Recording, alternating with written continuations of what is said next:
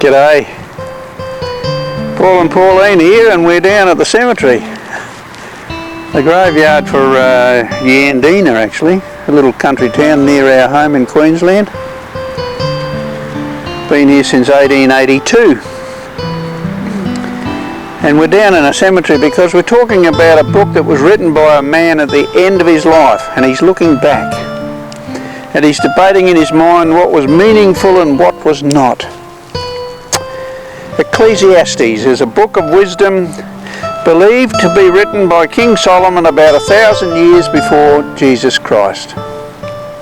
He's tried everything in his time.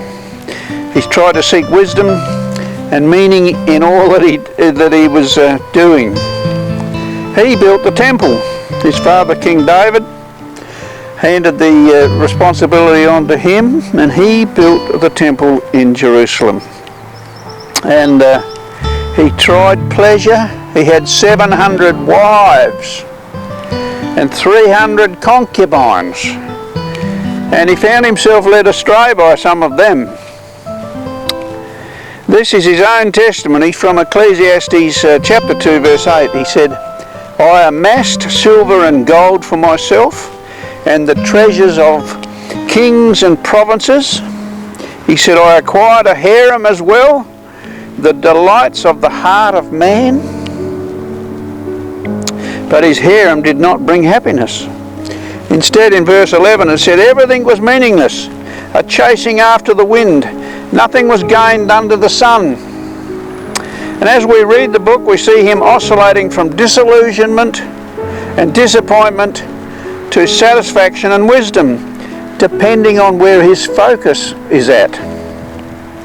Under the sun is mentioned 25 times in this short book. And it's also where we got the common saying, "There's nothing new under the sun." If he is focused under the sun or in the here and now, we see him disillusioned. But when he looks beyond the sun to God, he gets to be much more positive. And I'll ask Pauline to read from chapter 3, which is a little bit more positive because he's thinking about what God is doing. Ecclesiastes chapter 3, a time for everything. There is a time for everything and a season for every activity under the heavens. A time to be born and a time to die, a time to plant and a time to uproot, a time to kill and a time to heal, a time to tear down and a time to build, a time to weep and a time to laugh, a time to mourn and a time to dance, a time to scatter stones and a time to gather them, a time to embrace and a time to refrain from embracing, a time to search and a time to give up, a time to keep, a time and a time to throw away, a time to tear and a time to mend, a time to be silent and a time to speak, a time to love and a time to hate, a time for war and a time for peace. What do workers gain from their toil? I have seen the burden God has laid on the human race. He has made everything beautiful in its time.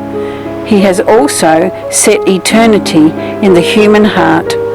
Yet no one can fathom what God has done from beginning to end. I am delighted that he set eternity in the hearts of men. It's a wonderful thing. It takes us from beyond the sun. Everything under the sun might be meaningless, but everything beyond the sun, into the heavenlies, into eternity, has much meaning. So then he comes to the conclusion of his book in Ecclesiastes 12, and he says, the conclusion of the matter. Not only was the teacher wise, but he also imparted knowledge to the people. He pondered and searched out and set in order many proverbs.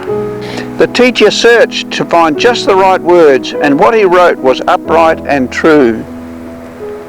The words of the wise are like goads, their collected sayings like firmly embedded nails, given by one shepherd. Be warned, my son, of anything in addition to them. Of many books there is no end, and much study wearies the body. Now all has been heard. Here is the conclusion of the matter. Fear God and keep his commandments, for this is the duty of all mankind. For God will bring every deed into judgment, including every hidden thing, whether it is good or evil. And I just want to reflect back on that one verse there where he said, the words of the wise are like goads, their collected sayings like firmly embedded nails given by one shepherd. That shepherd is the Lord Jesus Christ. And we just need to hang on every one of his words. We need to put them into our hearts. Allow his words to become our words so that we can be Christ to the world. What a wonderful thing it is to have a new beginning, be born again, be filled with his Spirit so that we can be Christ to the world.